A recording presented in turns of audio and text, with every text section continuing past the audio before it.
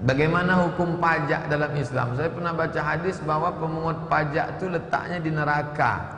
Konteks ucapan Nabi itu pajak Yunani Romawi dulu yang dipungut pendapatan orang susah bertanam gandum, dibawa ke istana, dibelikan emas untuk minuman tuan-tuan raja, untuk kehidupan dia maaf dengan selir-selirnya. Maka hadis Nabi itu menyindir, adapun pajak untuk pembangunan sarana prasarana, untuk jembatan, maka itu dibenarkan. Begitu fatwa para ulama. Saya seorang PNS menyisihkan zakat 2,5% tiap bulan. Hasil zakat saya serahkan pada adik kandung yang miskin. Apakah hal ini dibenarkan?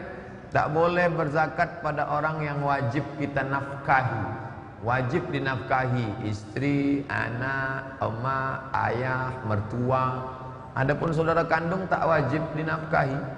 Maka bisa dia berikan, tapi janganlah semua ke saudara kandung, sampai fakir miskin yang lain tak dapat. Pakai prosentasi.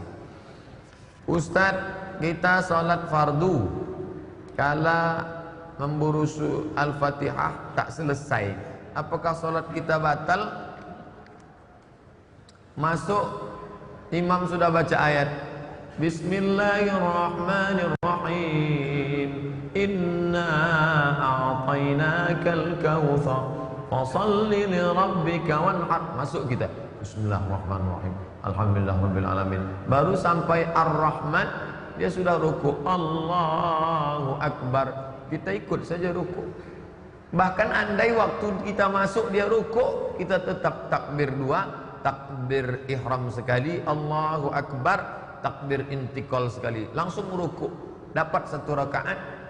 Bacaan Fatihahnya al-imamu junnah, imam penanggung jawab, fa qiraatul imam qiraatul makmum, bacaan imam mengcover bacaan makmum. Apakah perusahaan yang sahamnya dimiliki 3 atau 4 orang wajib mengeluarkan zakat, atau perusahaan atau zakat dibayar oleh pemilik saham dari masing-masing? Zakat masing-masing. Saham saya sampai nisab, maka saya bayar. Bapak sampai nisab, bapak bayar. Yang satu ni sikit, tak sampai nisab, maka dia tak perlu bayar. Begitu juga bagi yang bermusyarakah, berkongsi. Bapak tanahnya, saya kebunnya, lalu kita menghasilkan. Maka cara penghitungan hasilnya berapa? Hasil 2 orang, bukan hasil 1 orang. Karena berkongsi, bermusyarakah 2 orang. Apa pendidikan perihal yang harus kami lakukan menjadikan anak-anak bisa jadi anak yang soleh, hafiz sejak dalam kandungan? Alhamdulillah istri anak 3 bulan Pak Ustadz. Inna khalaqnal insan, kami ciptakan manusia min nutfatin, dari sperma, amsyajin, menyatu dengan sel ovum, sel telur, faja'alnahu sami'an basira, kami jadikan anak itu bisa mendengar, bisa membaca, bisa mendengar, bisa melihat. Baca tak bisa, maka dengarkanlah yang baik-baik, mendengar MP3 Quran, membaca Quran, bersalawat, cakap elok-elok, jaga hatinya, jangan sampai dia susah hati, jangan sampai dia gundah gulana, berpengaruh terhadap psikologis anaknya di dalam.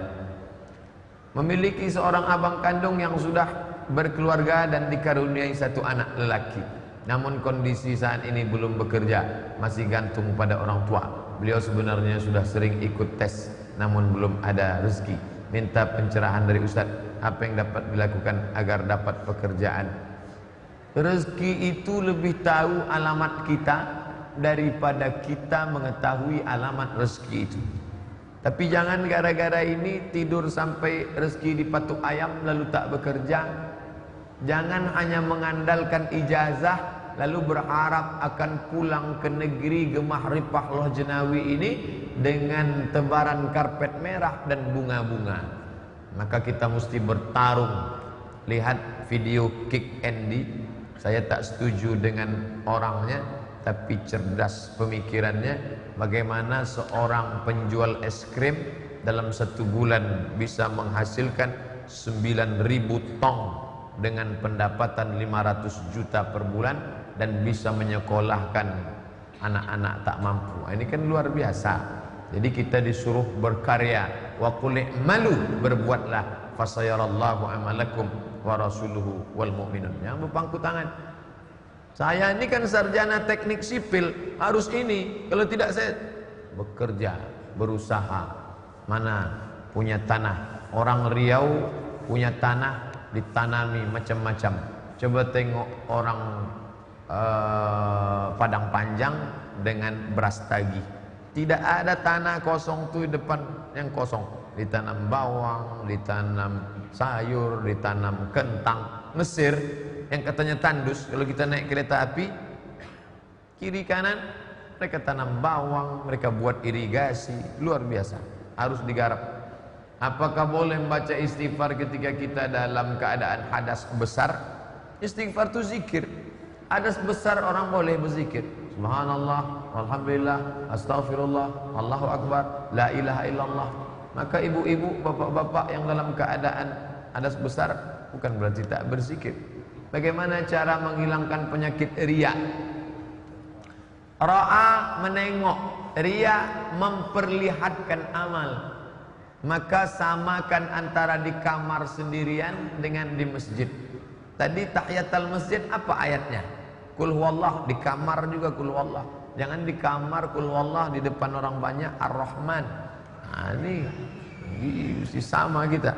Ujub, jin, ba, ujub, merasa kagum dengan diri sendiri.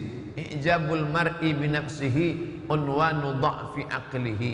Orang yang kagum dengan diri sendiri tanda akalnya lemah. Jangan menjadi orang alim di tengah orang jahil, lebih baik menjadi orang jahil di tengah orang alim. Di situ ada Syekh Maulana Ali Jum'ah, di situ ada Syekh Atiyah Saqar, di situ ada Syekh Mustafa As-Sibai. Di situ bandingkan diri kita dengan para ulama, akan hilang ujub takbur, merasa diri hebat, akan hilang. Baru menulis 1-2 buku sudah merasa penulis profesional. Bandingkan dengan kitab Ibnu Jarir At-Tabari, 24 jilid tafsirnya. Bandingkan dengan tafsir Al-Kabir, sampai dikatakan Al-Wahidi fihi kulli syai' illa tafsir. Maka kita tak ada apa-apanya dibandingkan dengan para ulama. Tergantung kita membandingkan dengan apa dan membandingkan dengan siapa.